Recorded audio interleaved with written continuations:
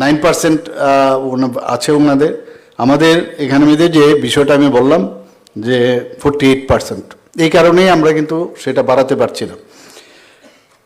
এখানে আজকে যে আমাদের যে মেইন যে আজকে আলাদা করে এই যে ওবিসি ডিপার্টমেন্ট করা হয়েছে, ওয়েলফেয়ার, মানে তাদের যেসব ওয়েলফেয়ারের যা যা স্কিম আছে তাদের সম্পর্কে নতুন কোনো ওয়েলফেয়ার করা যায় না, সেটা এডুকেশনই হোক বা বিভিন্ন স্তরে হোক, তার নিয়ে ওয়েলফেয়ার ডেভেলপমেন্ট করছে এবং সেই ভিজন নিয়ে কিন্তু কাজ করছে। এবং কালচারাল সোশিও ইকোনমিক্যাল কন্ডিশন, একটু আগে আমার পূর্ববর্তী বক্তার সেক্রেটারি মহোদয় অলরেডি বলেছেন পুরো বিস্তারিতভাবে।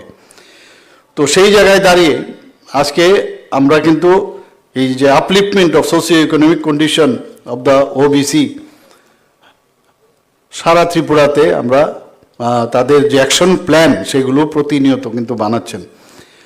এবং আরও ইনফ্রাস্ট্রাকচারের বিষয়, ইনফ্রাস্ট্রাকচার ডেভেলপমেন্ট করা যায় এখানে। এবং ফাইন্যান্সিয়ালি যারা উইকার সেকশন, ওবিসির মধ্যেও কিন্তু অনেক আছে আরও উইকার সেকশন, ফাইন্যান্সিয়ালিও কিন্তু আছে, তাদেরও কিভাবে হেল্প করা যায় সেই ব্যবস্থা কিন্তু হচ্ছে। সেন্ট্রাল স্কিম যেগুলো আছে এখানে মধ্যে যেরকম pre metric scholarship, post metric scholarship, construction of hostel for OBC boys and girls, মাননীয় মিনিস্টার মহোদয় অলরেডি বলেছেন দুটো হোস্টেল হচ্ছে এখানে ছাত্রীদের জন্য, ছাত্রদের জন্য দুটো জায়গায় হচ্ছে। এবং এখানে সোশিও ইকোনমিক স্কিম সম্পর্কে ফাইন্যান্সিয়াল অ্যাসিস্ট্যান্স এখানে আমরা দিলাম, যেমন আন্ডার নিউক্লিয়াস বাজেট স্কিমে Vidyasagar socio cultural award, economic upliftment scheme, construction of market stall, সেগুলোও কিন্তু যারা ওবিসি সম্প্রদায় তাদেরও ব্যবস্থা করা হয়েছে। স্কিল ডেভেলপমেন্ট ট্রেনিং প্রোগ্রাম ইত্যাদির ব্যবস্থা এখানে করা হয়েছে। আজকে আমাদের যে সরকার এখানে আসার পর আপনারা দেখবেন যে 2018-র পর থেকে যেভাবে আজকে কৃষি হোক, স্বাস্থ্যের বিষয় হোক, স্পোর্টসের বিষয় হোক, শিল্পের বিষয় হোক বা ইনফ্রাস্ট্রাকচার ডেভেলপমেন্ট, মহিলাদের ক্ষমতায়ন এবং বিশেষ করে জনসাধারণের যে নিরাপত্তা, সেটা কিন্তু আজকে ত্রিপুরার মধ্যে আমরা সব দিক দিয়ে কিন্তু নিরাপত্তার দিক দিয়ে অন্যান্য প্রদেশের তুলনায় অনেক অনেক বেটার। যে কারণে বাইরের থেকে যারা ইনভেস্টার্স এখানে আসতে চাইছে এবং আসছেও, এখানে প্রচুর ইনভেস্টার্স এখানে আসে। এবং কিছুদিন আগেও আমি সব জায়গায় এটা বলি যে দিল্লিতে যখন আমরা নর্থ ইস্টের অষ্টলক্ষ্মীর একটা বিজনেস সামিট হয়েছিল, সেখানে 8টা রাজ্যের মধ্যে ত্রিপুরা টোটাল 30,000 করোড়ের মানে মৌ হয়েছে। এর মধ্যে 50%-এর উপরে আমাদের প্রায় 15,000 কোটি টাকার উপরে মৌ শুধু ত্রিপুরার জন্য হয়েছে। আপনারা ভাবুন, 8টা রাজ্যের মধ্যে। আজকে ত্রিপুরাতে যদি আমরা জিএসডিপির কথা আমরা বলি, সেখানে আমরা সেকেন্ড বেস্ট কিন্তু আমরা নর্থ ইস্টার্ন জোনের মধ্যে। পার ক্যাপিটা ইনকাম যদি আমরা বলি, নর্থ ইস্টার্ন জোনের মধ্যে আমরা কিন্তু সেকেন্ড বেস্ট। এখানে যদি কিছুদিন আগেও আমাদের যিনি আমাদের পুলিশের যিনি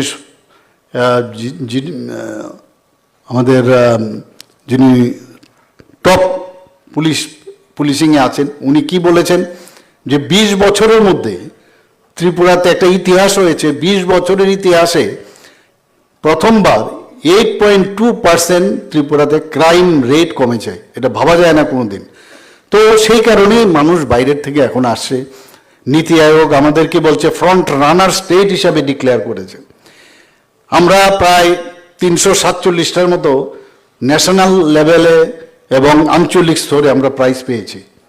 আজকেও আমি একটা প্রোগ্রাম থেকে এসেছি, নীতি আয়োগের একটা প্রোগ্রাম ছিল, যে টিআইএফটির একটা প্রোগ্রাম।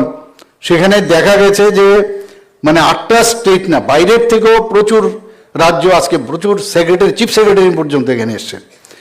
ত্রিপুরা কিন্তু এখন সারা ভারতবর্ষের মধ্যে একটা উজ্জ্বল নক্ষত্র যদি বলা যায়, আমি ভুল বলবো না, এমন একটা জায়গায় আছে। ডিরেগুলেশনের দিকে আজকে বিভিন্ন যেসব কলোনিয়াল যে বিষয়গুলো ছিল, এইগুলোকে কিন্তু আজকে আমরা প্রথম রাজ্য, যেখানে সারা ভারতবর্ষের মধ্যে প্রথম স্থান অধিকার করেছে মাননীয় প্রধানমন্ত্রীজি, যে কারণে চিফ সেক্রেটারিদের যে সম্মেলন ডেকেছিলেন, সেখানে দেখা গেছে উনাকে বললেন যে আপনি কিভাবে এটা সম্ভব হলো। কালকেও ডিরেগুলেশন আমরা দ্বিতীয় পর্যায়ে শুরু করেছি আমরা ক্যাবিনেটে, কি করে এটা সম্ভব হলো ওর জন্য উনাকে পিপিটির মাধ্যমে বলতে হয়েছে।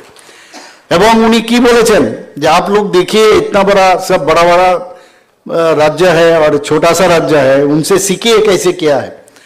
যে কারণে বিহার থেকে আরম্ভ করে বহু রাজ্যের থেকে, আজকে আমি সেখানে বলছিলাম যে ইনভাইট করেছে ত্রিপুরাকে, অফিসাররাও গিয়েছেন বহু জায়গায়, যে কিভাবে এই ডিরেগুলেশন আপনারা করতে পেরেছেন সেই বিষয়ে ওনারা সেখানে তাদের বক্তব্য এখানে রেখেছেন। এটা আমাদের জন্য একটা সম্মানের বিষয়। আজকে আমরা বাজেটও আমরা দেখেছি যে বাজেটে যেভাবে ওবিসিদের এবং পশ্চাৎপদ যারা এসটি সম্প্রদায়ের আছেন বা এসসি সম্প্রদায়, সেখানেও কিন্তু এবার বাজেট অনেকটা প্রায়